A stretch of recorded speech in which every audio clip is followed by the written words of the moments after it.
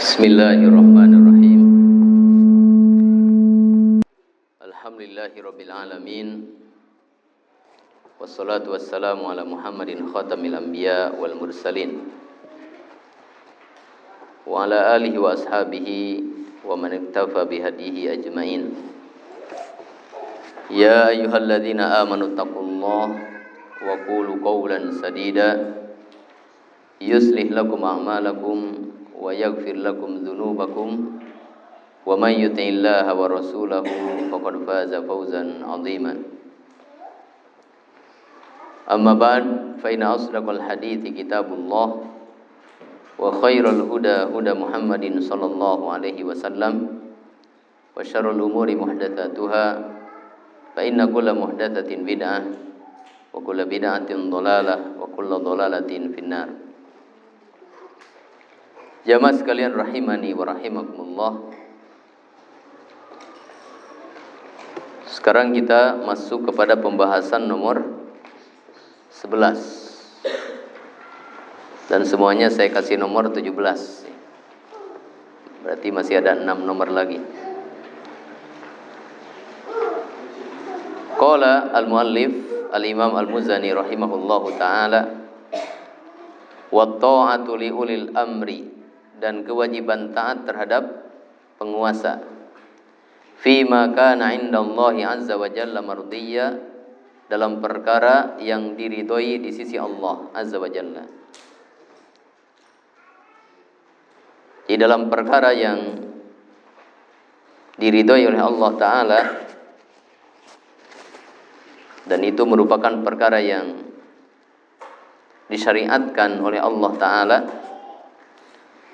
maka wajib bagi kita untuk mentaati penguasa. Umpamanya penguasa menganjurkan kepada kaum muslimin untuk melakukan saum Ramadan, maka wajib mentaati mereka. Sebab pada hakikatnya ini adalah ketaatan kepada Allah dan Rasulnya sallallahu alaihi wasallam. Wajtinabu ma kana indallahi muskhita, dan menjauhi perkara yang dibenci di sisi Allah Ta'ala. Andaikan penguasa menyuruh kita kepada sesuatu yang itu dibenci oleh Allah Ta'ala, maka kita harus menjauhinya. Artinya menjauhi di sini artinya adalah tidak mentaatinya. Jadi kita tidak boleh mentaati penguasa di dalam perkara yang itu dibenci oleh Allah Azza wa Jalla. Sebab ketaatan kita kepada penguasa sesungguhnya adalah dalam rangka mentaati Allah Azza wa Jalla. Maka apabila penguasa tersebut memerintahkan kita kepada maksiat, maka tidak boleh bagi kita untuk apa? Mentaatinya. Wa tarkul khuruji, dan tidak memberontak kepada penguasa inda ta'addihim, ketika mereka melampaui batas. Melampaui batas di sini maksudnya melanggar hak, melanggar aturan. Umpamanya penguasa melanggar hak rakyatnya, mengabaikan rakyatnya.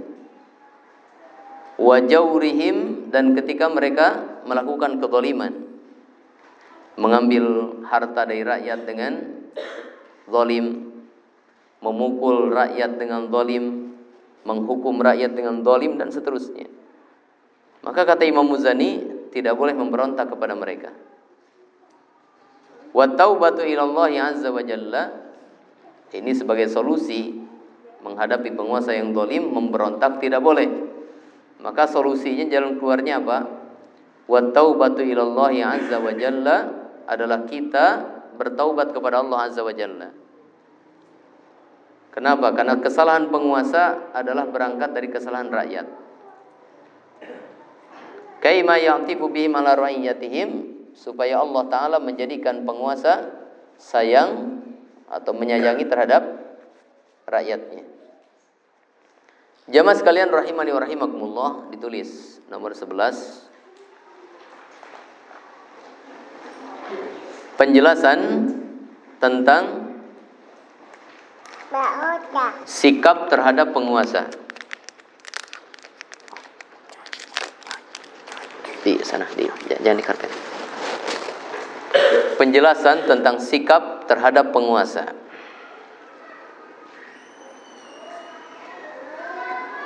Jadi sikap Ahlus Sunnah wal Jamaah terhadap penguasa itu seperti apa? Yang pertama,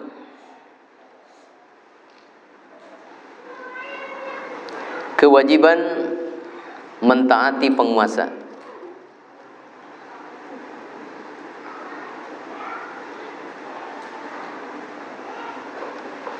Jadi titik. Jadi ketaatan kita kepada penguasa ini adalah merupakan sebuah kewajiban. Dilaksanakan, kita akan dapat pahala. Apabila dilanggar, maka kita akan berdosa, karena hukumnya apa? Wajib. Ya. Di antara dalil yang menunjukkan kepada ini, banyak sekali dalil. Ya. Di antaranya surat An-Nisa ayat 59. Surat 4 ayat 59.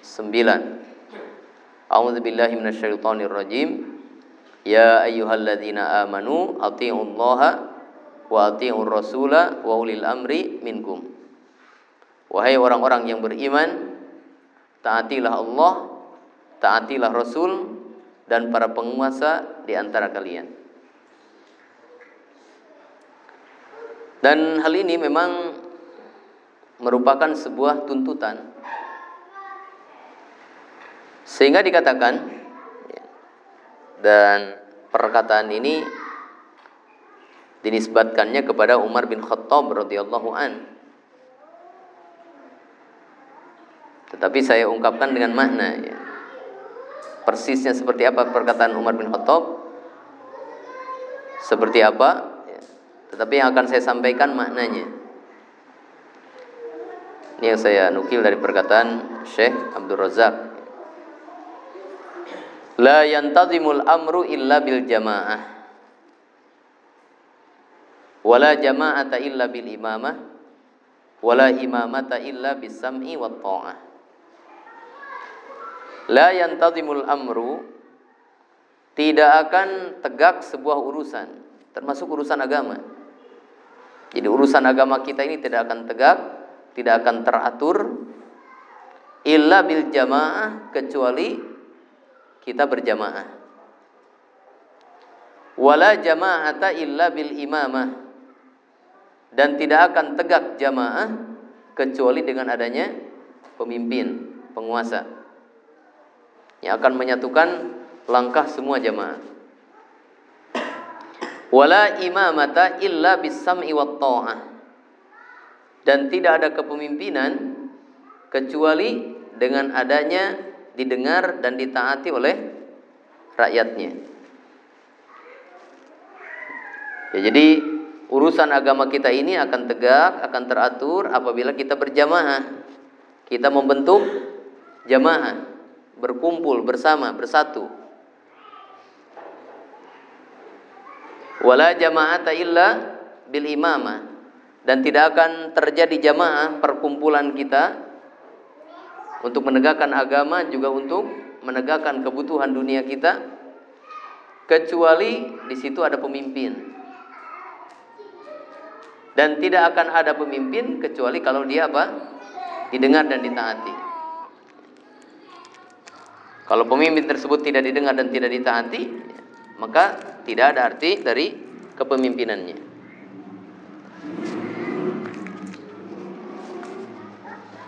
Ya.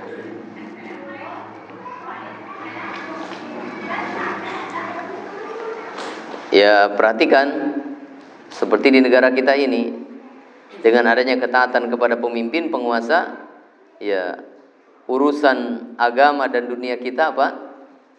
Teratur, bisa kita tegakkan. Tetapi seumpama di negara yang di situ terjadi konflik, terjadi perang antara penguasa dengan rakyatnya, maka tidak bisa. Umpamanya sekarang di mana? Di Suriah. Ya. Menghadapi bulan Ramadan seperti begini, kalau kita menghadapinya dengan gegap gempita, senang, ya kita tidak tahu. Sholat Jumat saja deg-degan, bom meledak. Ngaji juga begitu. Betapa banyak ulama yang terbunuh. Betapa banyak manusia yang sedang melaksanakan ibadah menjadi mayat. Kenapa? Karena tidak ada kepemimpinan waktu itu. Karena pemimpin yang ada tidak ditaati.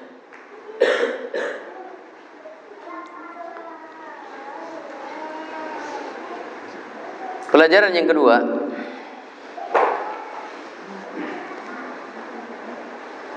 bahwa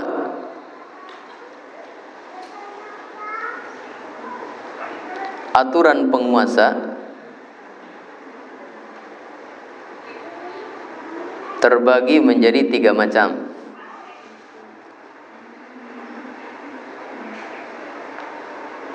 Titik 2. A. Aturan yang merupakan syariat Islam. Aturan yang merupakan syariat Islam, maka wajib untuk ditaati.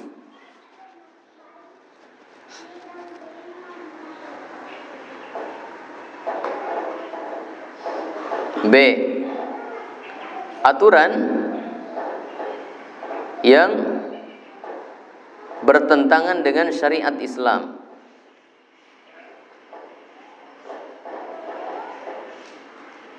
maka tidak boleh ditaati.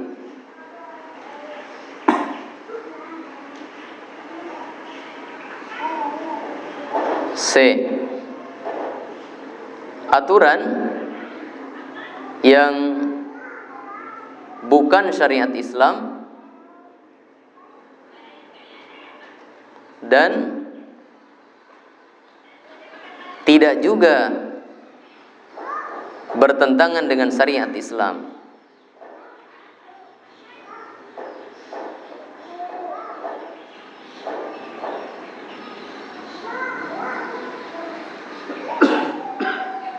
Maka wajib ditaati.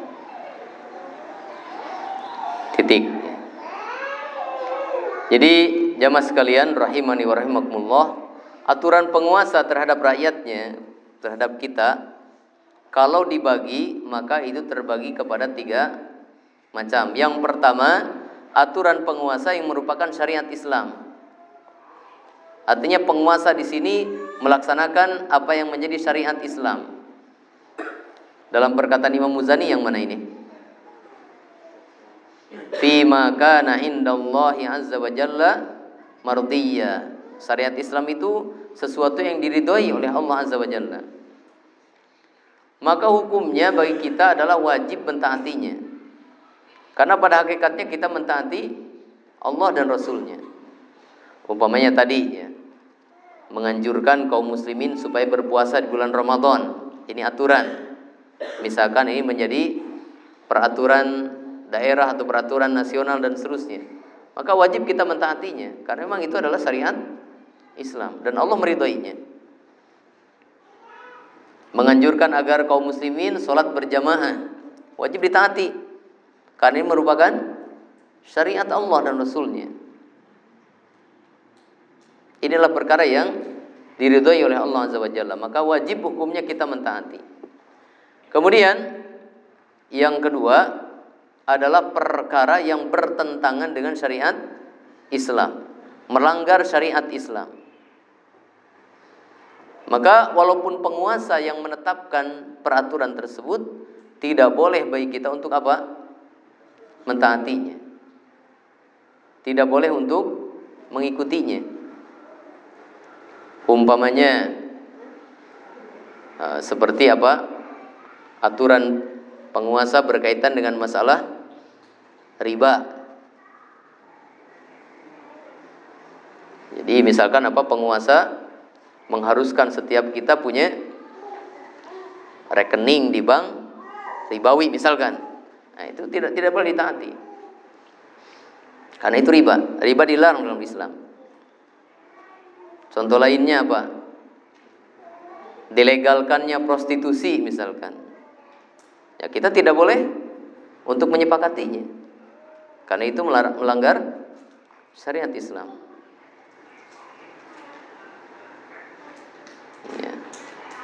Umpamanya penguasa misalkan kepada pegawai laki-laki mengharuskan untuk mencukur jenggot, nggak boleh ditaati, karena itu melanggar syariat Islam. Kepada pegawai yang perempuan dilarang berjilbab, tidak boleh ditaati, karena itu melanggar syariat Islam. Paham ini? Ya. Karena ketaatan kita kepada penguasa adalah dalam rangka melaksanakan ketaatan kita kepada Allah dan Rasulnya Sallallahu Alaihi Wasallam. Maka bagaimana kita akan mentaati penguasa ketika aturannya adalah maksiat kepada Allah dan Rasulnya? Sehingga Rasulullah Sallallahu Alaihi Wasallam mengatakan, as-sam'u wa ta'atu fil mar'il muslim ma lam yu'mar bimaksiatin.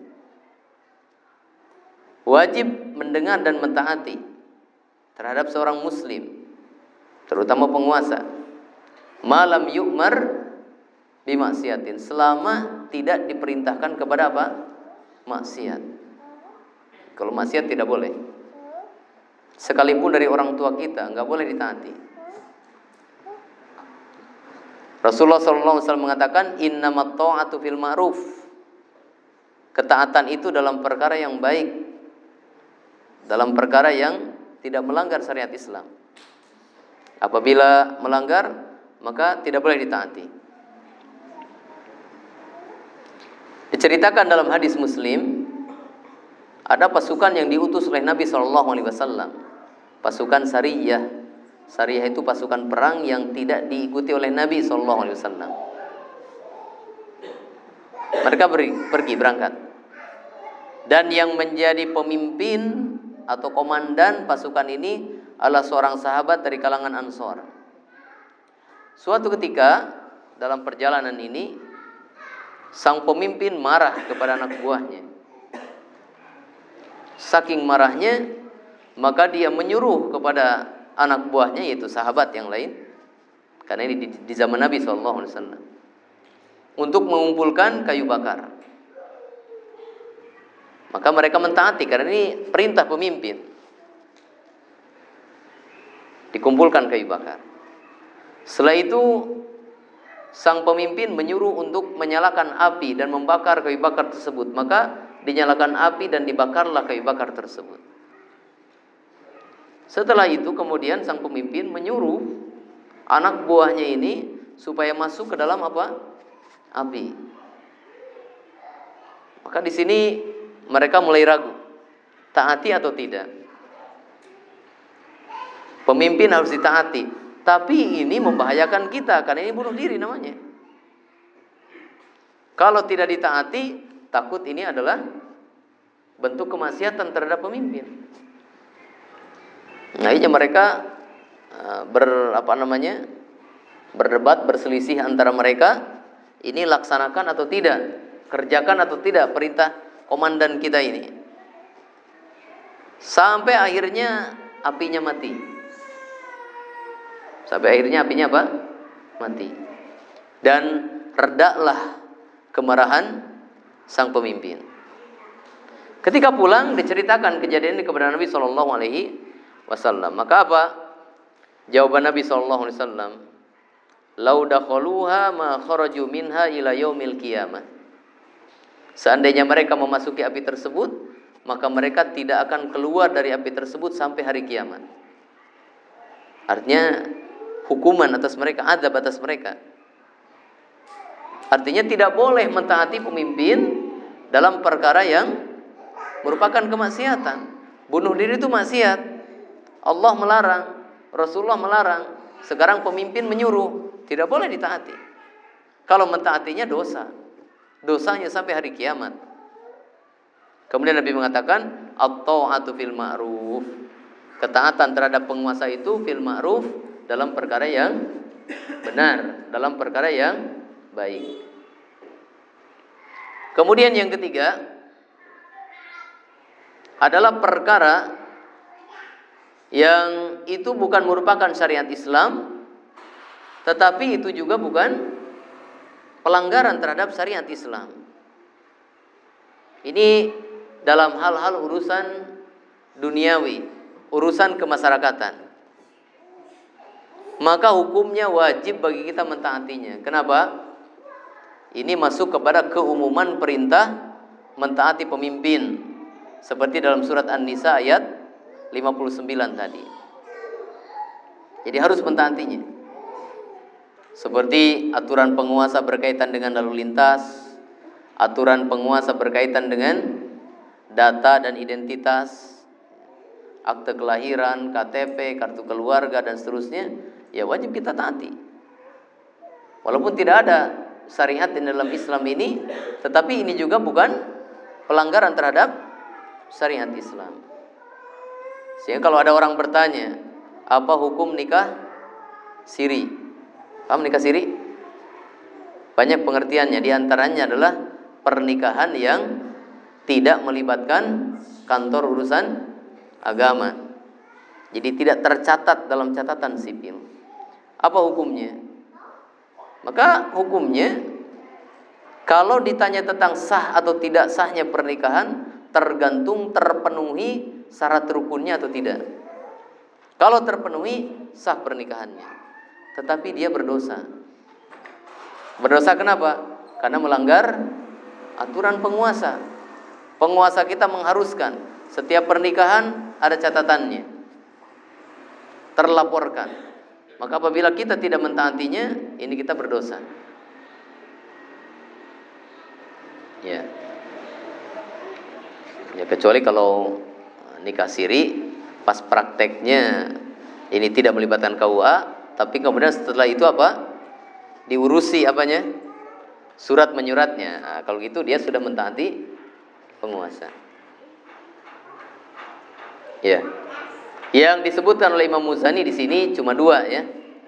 Pertama, perkara yang diridhoi oleh Allah wajib ditaati. Yang kedua, perkara yang dibenci oleh Allah maka apa? Wajib dijauhi. Mana?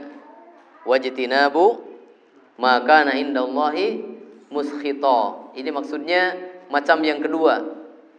Perkara yang bertentangan dengan syariat Islam maka tidak boleh kita taati. Kemudian pelajaran yang ketiga. Pelajaran yang ketiga,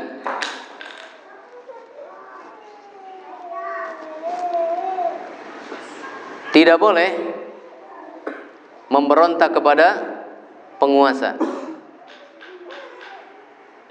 Tidak boleh memberontak kepada penguasa. Ketika mereka melakukan kezaliman atau melakukan tindakan melampaui batas.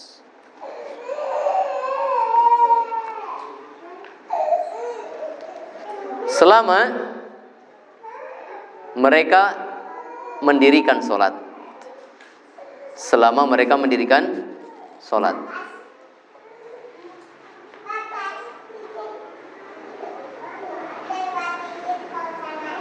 Ya. Jadi ini yang jadi masalah ya. Pertama, ketika penguasa melakukan atau menetapkan aturan yang bertentangan dengan syariat Islam, atau ketika penguasa melanggar hak rakyatnya, mendolimi rakyatnya, ini akan menimbulkan percikan-percikan pemberontakan. Maka apa sikap kita? Tidak boleh memberontak. Tidak boleh memberontak selama penguasa tersebut apa? Mendirikan sholat. Dikatakan oleh Rasulullah SAW, wa syiraru a'immatikum alladzina tabghadunahum wa yabghadunakum wa tal'anunahum wa yal'anunakum. Seburuk-buruk pemimpin adalah yang kalian benci dan mereka benci terhadap kalian. Yang kalian laknat dan mereka pun melaknat kalian. Jadi ada permusuhan antara rakyat dengan penguasanya. Tentu karena ada pelanggaran. Qila, ditanya, ya Rasulullah, wahai Rasulullah, afala nunabidhum bis-saif? Bolehkah kami Bolehkah kami memberontak kepada mereka dengan mengangkat pedang? Bolehkah kami menurunkan penguasa dengan mengangkat pedang? Faqala, Nabi menjawab, la, tidak boleh.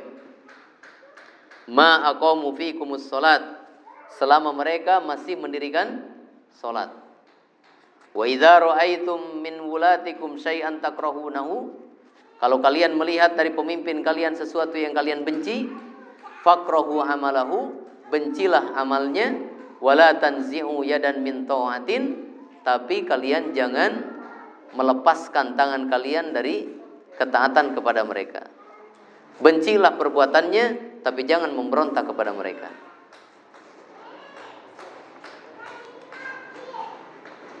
Ya. Dan ini terjadi di masa akhir-akhir sahabat. Sebagian penguasa dari Bani Umayyah, mereka melakukan apa? Kedzaliman, melakukan kemaksiatan. Ya.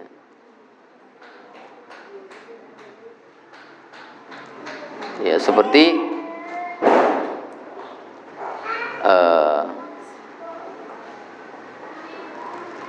ada penguasa dari Bani Umayyah yang dia suka mabuk. Tapi kemudian sebagian sahabat yang hidup di masa tersebut, atau sahabat yang hidup di masa tersebut, sholat di belakangnya.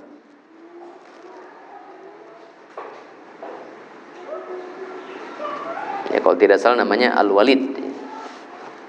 Dia suka mabuk, tapi ya tidak memberontak. Sahabat tidak memberontak kepadanya. Sholat, ya sholat di belakangnya. Kemudian ada namanya Al-Hajjaj bin Thaqafi, Al-Hajjaj bin Yusuf At-Thaqafi, orang yang haus darah, banyak membunuh para ulama. Dan pada masa tersebut masih ada sebagian sahabat yang tersisa, di antaranya Anas bin Malik. Dan beliau melarang kepada masyarakat untuk memberontak kepada penguasa tersebut. Iya. Pelajaran yang keberapa sekarang? Pelajaran yang keempat.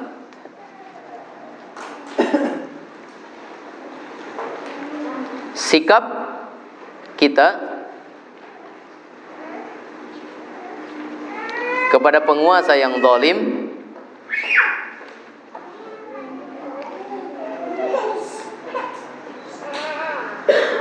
dan menetapkan aturan yang melanggar Islam, dan menetapkan aturan yang melanggar syariat Islam, dan menetapkan aturan yang melanggar syariat Islam. Titik 2,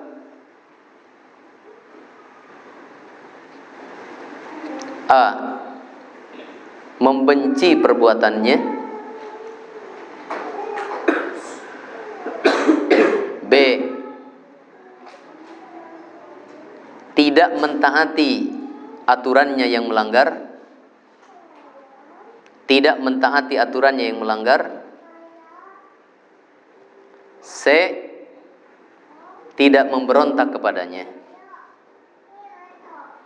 Tidak memberontak kepadanya.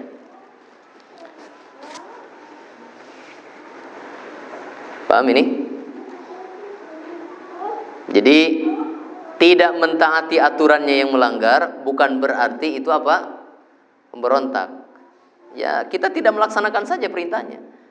Tapi kita tidak memberontak, kita tidak melepaskan tangan baiat kita kepada mereka. Makanya banyak pertanyaan ya. Salafi ini mengharamkan demokrasi,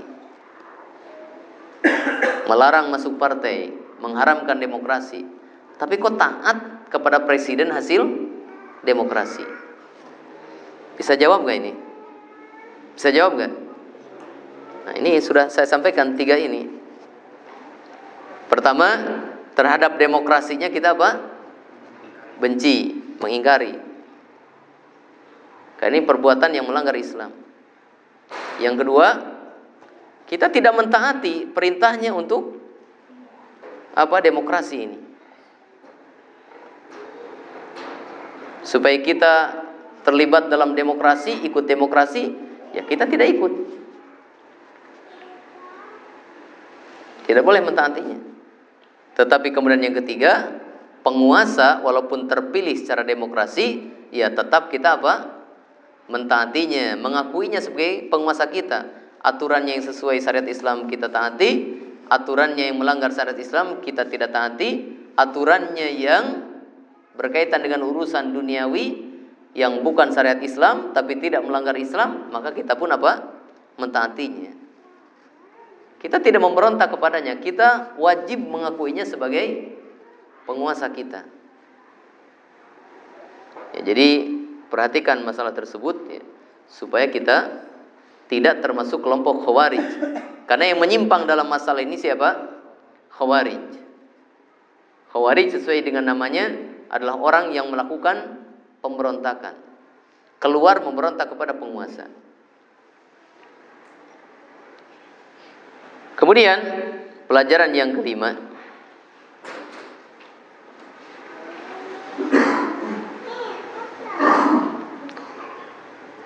solusi atau jalan keluar dalam menghadapi penguasa yang zalim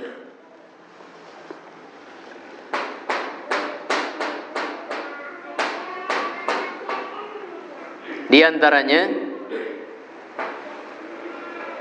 titik 2 ya, bertaubat kepada Allah.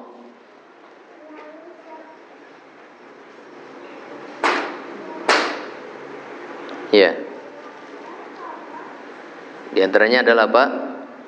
Bertaubat kepada Allah. Kenapa? Ya, karena pemimpin yang buruk itu datang dari masyarakat yang buruk. Allah Ta'ala berfirman, wa kadzalika nuwalli ba'dadh dhalimina ba'dhum bima kanu yaksibun.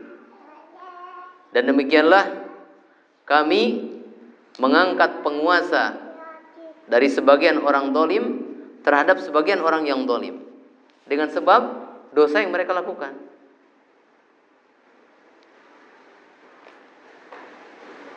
Kemudian yang kedua,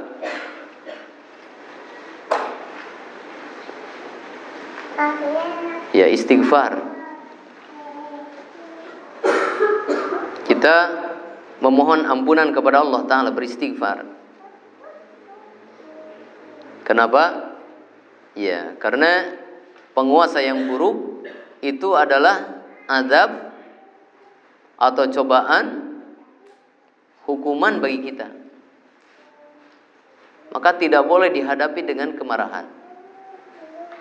Al-Hasanul Basri ketika datang kepada beliau orang-orang yang ingin memberontak terhadap penguasa dengan mengangkat senjata, maka jawaban beliau apa? Bahwa ini adalah azab Allah, hukuman Allah atas kalian. Fala tuqabiluhu bis-suyuf. Jangan kalian hadapi azab Allah ini dengan apa? Pedang. Istaghfiru rabbakum. Istighfarlah kalian kepada Rabb kalian. Ini yang disebutkan oleh Imam Muzani, wat taubatu ilallah. Kita bertaubat kepada Allah, kita beristighfar kepada Allah. Kemudian yang ketiga adalah an-nasihah, menasihati penguasa. Kita menasihati penguasa.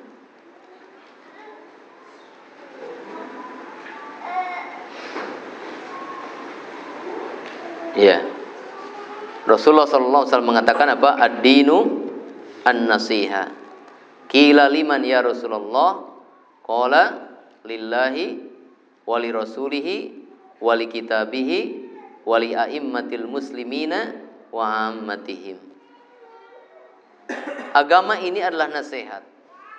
Nasihat kepada Allah, nasihat kepada Rasulullah, nasihat kepada kitabullah, nasihat kepada penguasa dan kaum muslimin seluruhnya. Rasulullah SAW juga mengajarkan kepada kita seperti apa kita menasihati pemimpin, untuk merubah pemimpin dengan nasihat itu seperti apa. Rasulullah SAW katakan, khudh biyadihi wa takhalla bihi. Ambillah tangannya dan bicaralah berdua dengannya. Wala takun ala ru'usil khalaik, jangan di hadapan manusia, jangan di hadapan orang banyak.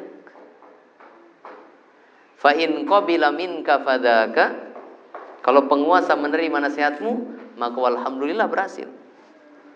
Wa illa, kalau penguasa tidak menerima nasihatmu, faqad addaital ladzi lahu alaika, maka kamu telah melaksanakan kewajibanmu terhadap pemimpinmu.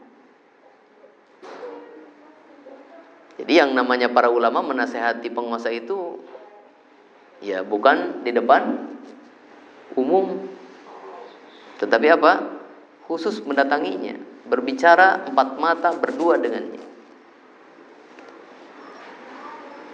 Ya, kalau seandainya itu di muka umum, itu bukan nasihat. Itu namanya menjatuhkan penguasa, apalagi dengan bentuk demo. Dan harus dipahami seperti ini dalil-dalil yang lain. Karena tukang demo ini, mereka menggunakan sebuah hadis, afdalul jihad kalimatu haqqin inda sultanin jairin. Seutama-utama jihad adalah ucapan yang benar di sisi penguasa yang zalim. Maka mereka berdemo untuk menyampaikan apa? Kebenaran. Maka kita katakan, yang mengatakan hadis ini dengan yang mengatakan hadis khudh biyadihi wa takhalla bihi adalah satu orang. Itu siapa? Rasulullah SAW. Di mana hadis yang satu tidak berbenturan dengan hadis yang lainnya. Jadi yang dimaksud dari Rasulullah SAW, jihad yang paling utama, menyampaikan perkataan yang benar kepada penguasa yang zalim. Prakteknya adalah dengan mengambil tangannya, bicara empat mata dengannya, berduaan dengannya, dengan bahasa yang halus, sebagaimana kita menyampaikan nasihat. Itu. Ya. Jadi jangan dipahami hadis kalimatu haqqin hinda sultanin jairin dengan pengertian demokrasi. Itu kan hadisnya hadis Nabi. Tapi prakteknya mengamalkan hadis ini, praktek mana itu? Demokrasi yang membolehkan untuk berdemo kepada penguasa. Ini namanya ya memahami hadis dengan pemikiran orang kafir. Ya tidak akan benar. Pahami hadis dengan hadis lagi. Ya. Kemudian yang keempat, solusi ketika penguasa kita berbuat zalim adalah mengadakan perubahan pada masyarakat. Mengadakan perubahan pada masyarakat. Jadi masyarakat kita yang jahil, masyarakat kita yang awam, sehingga mereka sembarangan ketika mengangkat pemimpin, harus disadarkan. Pemimpin yang kalian demo, pemimpin yang kalian jelek-jelekan, itu siapa yang mengangkatnya? Ya kan kalian sendiri. Kalian yang mengangkatnya, masa kalian juga yang harus menjatuhkannya? Maka ya diajarkan kepada mereka ilmu. Dibina individu per individu, keluarga, masyarakat. Andaikan orang-orangnya mengerti tentang agama ini, maka dia ada di keluarga yang mengerti tentang agama ini, desanya mengerti, kotanya mengerti, provinsinya mengerti, satu negeri mengerti, maka orang-orang yang paham tentang agama ini, mereka akan mengangkat penguasa yang memang itu adalah sesuai dengan kriteria penguasa atau pemimpin. Kalau seandainya penguasanya itu secara apa? Dipilih. Secara apa? Pilih.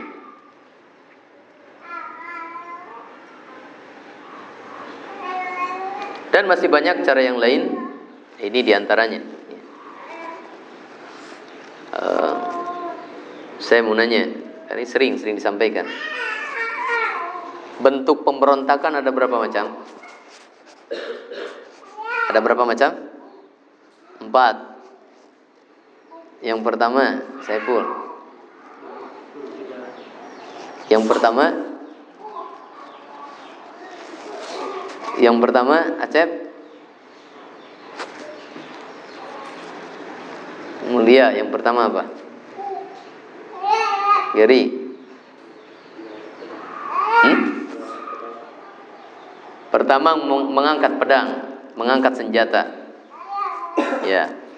Ini salah satu bentuk pemberontakan. Artinya mengangkat senjata, memikul senjata, perang melawan penguasa. Ya, seperti di kita siapa? Teroris ya. Menyerang kepada polisi dan sebagainya. Nah, ini diantaranya yang pertama. Yang kedua, Hafid. Yang kedua, Helmi. Demo itu contoh. Demo itu apa? Contoh, bukan bentuk. Contoh dari salah satu bentuk. Yang kedua, Helmi. Dirgam.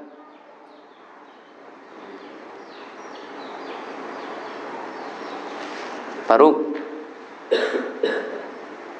Bubun. Salman. Yang kedua, coba berurutan dari yang kecilnya dulu. Pertama apa? Bil qaul, dengan perkataan. Yaitu dia mengeluarkan perkataan yang menjelek-jelekan penguasa. Seperti apa? Ceramah di mimbar, khutbah Jumat, ceramah di mimbar yang isinya menjelekkan penguasa. Itu namanya berontak bil qaul. Yang kedua apa? Bil fi'al. Memberontak dengan perbuatan. Tadi contohnya apa? Demo, turun ke jalan, mogok massal, memblokade jalan, dan seterusnya. Itu namanya memberontak bil fi'al, dengan perbuatan. Yang ketiga apa? Bil i'tiqad, dengan keyakinan. Di mana dia berkeyakinan boleh untuk memberontak kepada penguasa ini. Kemudian yang keempat, ini yang paling besar apa? Bisaif. Memberontak dengan mengangkat apa? Senjata. Kita lanjutkan. Kita baca dulu dan kita jelaskan nanti malam. Qala al-muallif Al-Imam Al-Muzani rahimahullahu taala. Nomor berapa?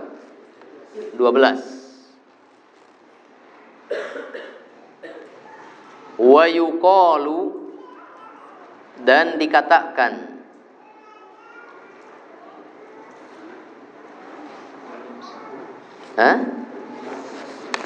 Oh iya, kelewat. Apa? Yang ke-12 apa? Wal imsak. Wal imsaku, dan menahan diri, antakfiri, dari mengkafirkan, ahlil kiblati, ahli kiblat, yaitu kaum muslimin.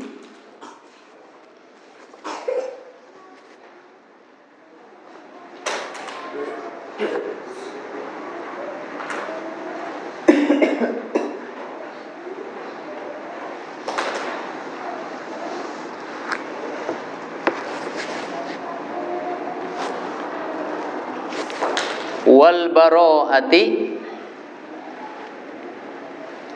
dan dari berlepas diri.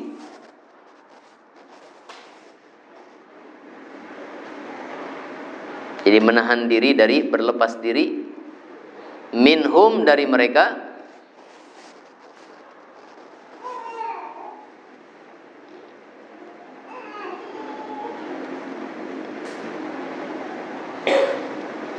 fima ahdathuhu, dalam perkara yang mereka lakukan. Maksudnya dalam kesalahan yang mereka lakukan. Dalam kesalahan yang mereka lakukan.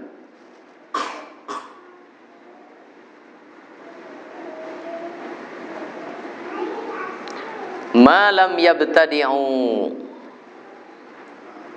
selama mereka tidak membuat bid'ah.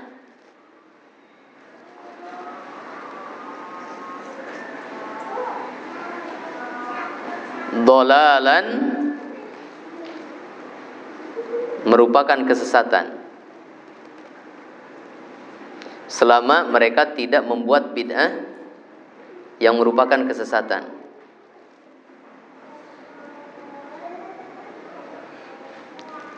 Famani betada'a, maka barang siapa membuat bid'ah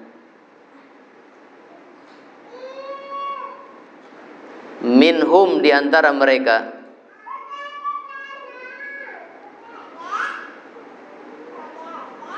di antara mereka, dolalan yaitu kesesatan,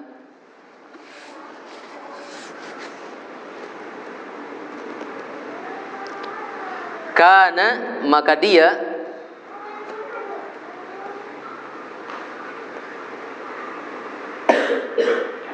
ala ahlil kiblati,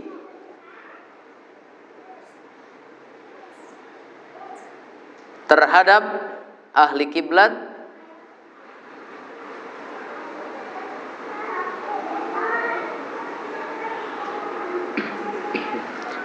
kharijan, memberontak,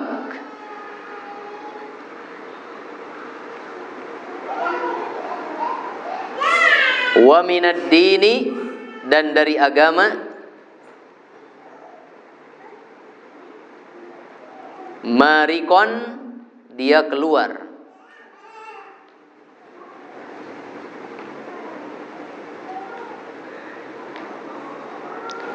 wa yutaqarrabu,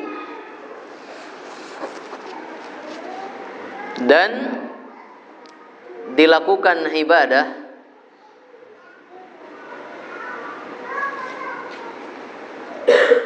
ilallahi, kepada Allah Azza wa Jalla,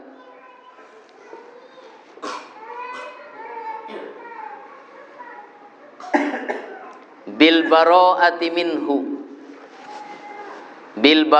minhu, dengan berlepas diri darinya.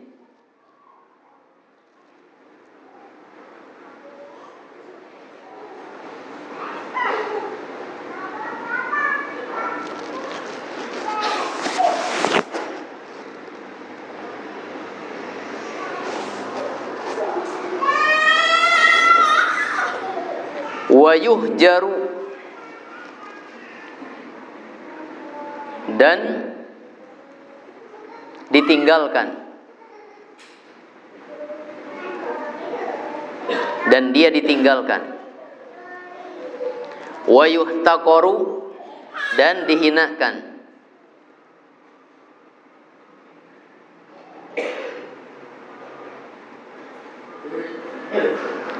Wa tujtanabu, dan dihindari atau dijauhi.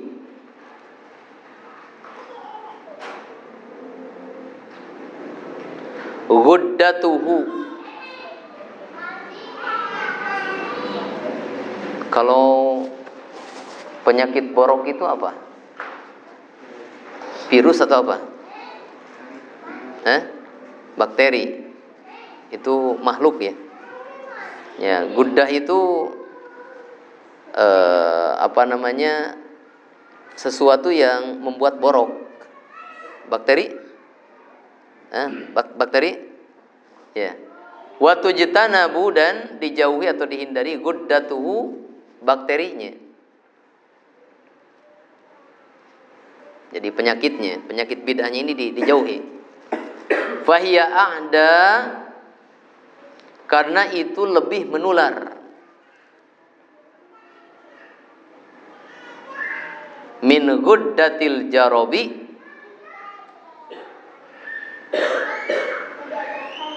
daripada bakteri borok.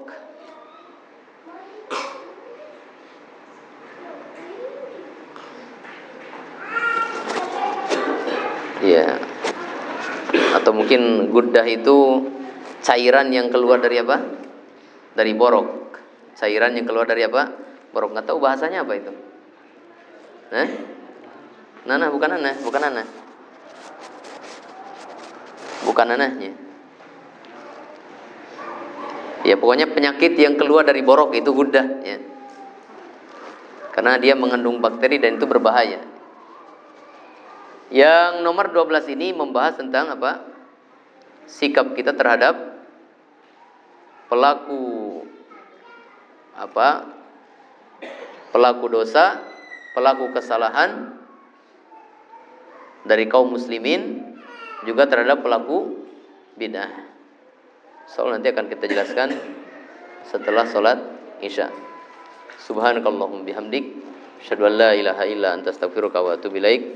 Wa sallallahu wasallam ala nabiyina Muhammadin wa ala alihi wa ashabihi ajmain.